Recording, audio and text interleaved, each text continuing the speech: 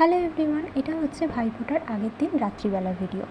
রাত্রিবেলা আমি বিছানার চাদরটা সুন্দর করে ভালো করে পেতে রেখে দিচ্ছি, কারণ ওই রুমের কালকে অনেক কাজ আছে। এই রুমটা যেহেতু এখানে আমরা থাকি না রাত্রিবেলা, তো তার জন্য ভালো করে যে বেডশিটটা পাল্টে নিয়েছি, বালিশের কাভার।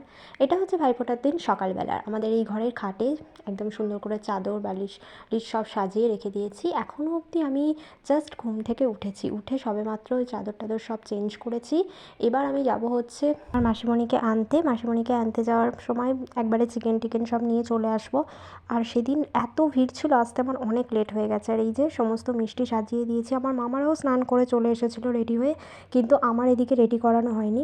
তো এই যে এখন আমার মাসি প্রথমে ভাইফোঁটা করে নিচ্ছে, এরপরে আমার মা করে নেবে। তো এখানে আমার দুটো মামা আছে, মানে এটা যে যাকে করছে এটা হচ্ছে আমার বড় মামা, আর পাশেরটা হচ্ছে আমার ছোটো মামা। আরেকটা মামা কে এবছর করবে না, কারণ যেহেতু কালা ওষুধ বলেইছিলাম যে আমার ছোট দাদু মারা গেছে, তো সেই জন্য কালা ওষুধ, তাই ওকে ফোঁটা দিতে নেই, শুধু ওর হাতে মিষ্টিটা ধরিয়ে দিয়েছিল।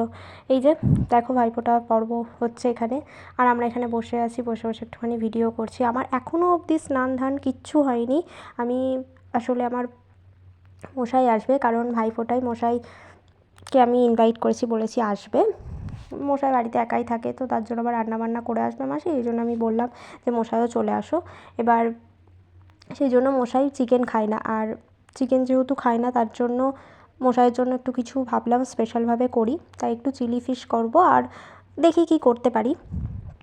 তো সেটার জন্য আমি এখনও সব রেডি করছি। আর ওদিকে আমি এখনও অবধি স্নান করতে পারিনি। আমার দাদুও বসে আছে, আমার মেজদাদু বসে আছে, আমার বুনি চলে এসছে স্নান করে। এটা হচ্ছে আমার আরেকটা মামা, এটা মানে আমার মায়ের পিসির ছেলে। আর এই যে দেখতে পাচ্ছ এখানে আমি এখন রান্না করছি, এটা হচ্ছে মাছের মাথা দিয়ে মুগ ডাল, এটা আমি করেছি। আর এই যে এখানে রেডি করে রেখেছি, এটা হচ্ছে চিলি ফিশের ওই পকোড়াগুলো, মানে মাছের ওগুলো ভেজে নিয়েছি।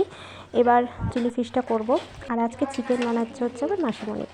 চিকেন বানানোটা বাড়িতে প্রতিবার আমিই বানাই, কিন্তু এবার আমার মাসি আছে বলে আমি বলেছি তুমি করো, কারণ আমাকে আবার স্নান করতে হবে, তারপরে আমাকে আবার ফোঁটা দিতে হবে, দেরিও হয়ে যাচ্ছে অনেকটাই। তো এই যে স্নান করে ফোঁটা দিয়ে আমি একদম রেডি হয়ে গেছি। আর এদিকে চিকেনটাও হয়ে গেছিলো, তাই আমি একটুখানি চিকেনটা খেয়ে নিচ্ছি, মুড়ি দিয়ে চিকেন খাচ্ছি। আসলে বলছিল মুড়ি খেতে, তাই ভাবলাম একটু মুড়িটা দিয়েই খাই। আর এই যে আমার চিলি ফিশ বানানো হয়ে গেছে, আর মাঝখানে আমি ভাইফোঁটা দিয়েছিলাম, কিন্তু সেটা আর ভিডিও করা হয়নি। আর এই যে দেখতে পাচ্ছ এটা মাছ ভাজা হয়ে গেছে, বাট এটা ওই বিছানার চাদরটা কেমন লাগছে জাস্ট আমি ঘুমাবো এবার, আর মানে অবস্থা খারাপ আমার। আমি ফোঁটা করেছি, আমাকে আমার দিদা ফোঁটা দিয়েছে, আর এই ব্রণটার জন্য না দেখতে না বেকার লাগছে আমার মুখটা। আমাকে আমার দিদা ফোঁটা দিয়েছে, আর ভাই ফাই কেউ নেই, আমি আমার দাদুদের ফোঁটা দিই, মানে ছোটোবেলা থেকে আমি আমার 3টে দাদুকে ফোঁটা দিই।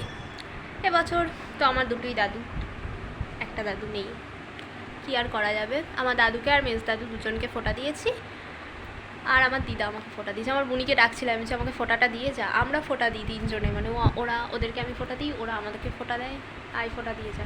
এই যে এসে গেছে গাইস, এই এটা ফোঁটা দিয়ে আমাকে কোথায় গেল ফোঁটা দিয়ে, সোনু দেখ ফোঁটা না দিয়ে পালালো। চন্দন শুকিয়ে গেছে, ওইটাই দে, ওকে একটা মিষ্টি দাও। ও এখন খাবি? এখন খাবি না পরে খাবি? মুখের অবস্থা খারাপ হয়েছে, ও বলে পরে খাবো। তুই ওকে দে, তুই ও তোকে দে। আমার দিদাও আমাকে দিয়েছে, বল বোনের কপালে দিলাম ফোঁটা, বোনের কপালে দিলাম ফোঁটা, তো কি হবে রে? এ আশীর্বাদ করবি নাকি রে? আরে খাটো তো খাটো না না ওরা দে।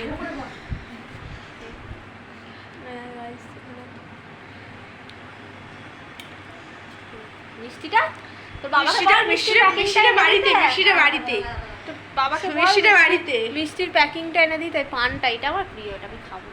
কেনে মিষ্টিটা বাড়িতে খাই, সত্যি এই পানগুলো আমি খাই।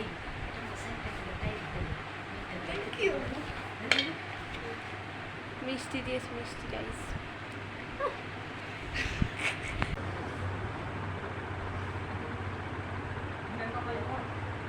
জোরে জোরে বল,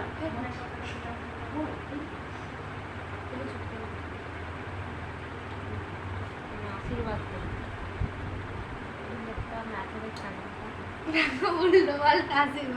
একটা ম্যাথরের কাজ পা জানো,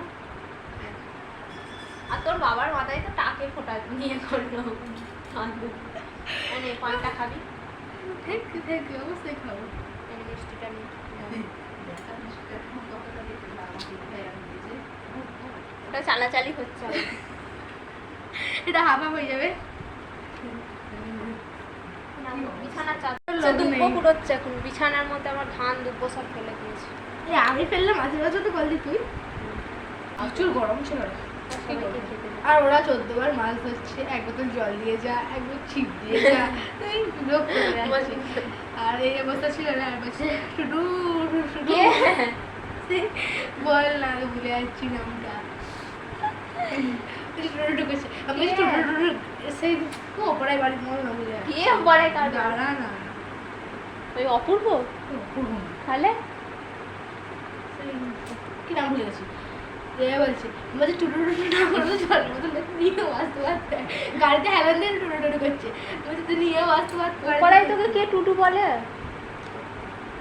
সেই ওই একটা টাগলা মতো আছে ছেলে, ওইটা চুল আসে না টাগলা। আমি তো ভুলেই গেছিলাম আজকে আমাদের কী কী মেনু হয়েছে সেগুলো দেখাতে। তো এই যে দেখতেই পেলে চিকেন আর ভাত তো থাকবেই, আর সাথে এই যে মাছ ভাজা হয়েছিল, আর হয়েছিল এই যে চিলি ফিশ। এটা তো আমার মশাইয়ের জন্য বলেছিলাম বানিয়েছি, কিন্তু সত্যি কথা বলতে আমার মশাই একটুখানিই খেয়েছে, বেশি খাইনি এটা। আর এটা মাছের মাথা দিয়ে মুগ ডাল, সাথে পায়েসটা অল্পই হয়েছিল কারণ আমার মা দিদা ওরা পায়েস খাবে না। আর এটা হচ্ছে আমার দাদুর জন্য, আমার দাদু একদম সিম্পল খাবার খায়। আর এটা যেহেতু বৃহস্পতিবার নিরামিষ, তার জন্য নিরামিষ সমস্ত ডাল তরকারি হয়েছিল, আর সাথে পটল ভাজা, উচ্ছে ভাজা, আর এটা তো চাটনি। এই যে এখন আমরা সবাই মিলে খেতে বসেছি। আর এই যে আমার বুনু, আর এটা হচ্ছে আমার দাদুর ছোটো বোন, মানে এটা হচ্ছে আমার পিসি দিদা যাই বলি না কেন। প্রতি বছর কষ্ট করে আসে কিন্তু আমার দাদুকে ফোঁটা দিতে, আমার দাদু তো যেতে পারে না তাই। আর এই যে বিকেলবেলা একদম সবাই, মাসিরা বাড়ি চলে গেল, তো সবাই বাড়ি চলে গেল। শেষকালে আমাদের কি মনে হলো ঠাকুর দেখতে গেছিলাম, আমার বড় মামা, মাইমা, আমার বোনিরা, আমার মা, আমি। আমাদের এখানেই আর কি খুব ভালো ঠাকুর হয়, সেটাই আমরা দেখতে বেরিয়েছিলাম। আর সবথেকে বড় ব্যাপার হচ্ছে প্রতি বছর আমরা ঠাকুর দেখতে আসি আমার ছোটদাদুদের সাথে, ছোটদাদু আমাদেরকে নিয়ে আসে। এবছর আমার ছোটো বোনটাও বলছে ওই জন্যে যে আমরা তো গাড়িতেই আসি, বুঝতেই পারি না এতটা হাঁটতে হয়, কিন্তু গাড়ি তো ভেতর, আমরা টোটো করে গেছিলাম, আর টোটো তো যেতে দেয়নি, আমাদের অনেক হাঁটতে হয়েছে। ও বেচারা বুঝতেই পেরেছে, সত্যি ছোটদাদুর অভাবটা আমরা বুঝতে পারি এইসব পুজো টুজোর দিনে। আর এটা হচ্ছে আমাদের এখানে করেছিল রাশিয়ার রাধাকৃষ্ণ মন্দির। এই ঠাকুরটা অনেক লাইন পড়েছিল, প্রচুর লাইন, আর আমরা হেঁটে হেঁটে না, মানে আমাদের পা ব্যথা হয়ে গেছিলো, হাঁটতেই পারছিলাম না। আর তাও দেখেছিলাম মোটামুটি অনেকগুলো ঠাকুরই দেখেছিলাম, তো হাঁটতে পারি না, এত কি হাঁটা যায়। যাই হোক, প্রচুর। আর শুধু হাঁটা তো নয়, বিষয়টা হচ্ছে প্রচুর লাইন পড়েছিল, শেষে পাপড়ি চাট আর ফুচকা খেয়ে বাড়ি চলে এসেছি।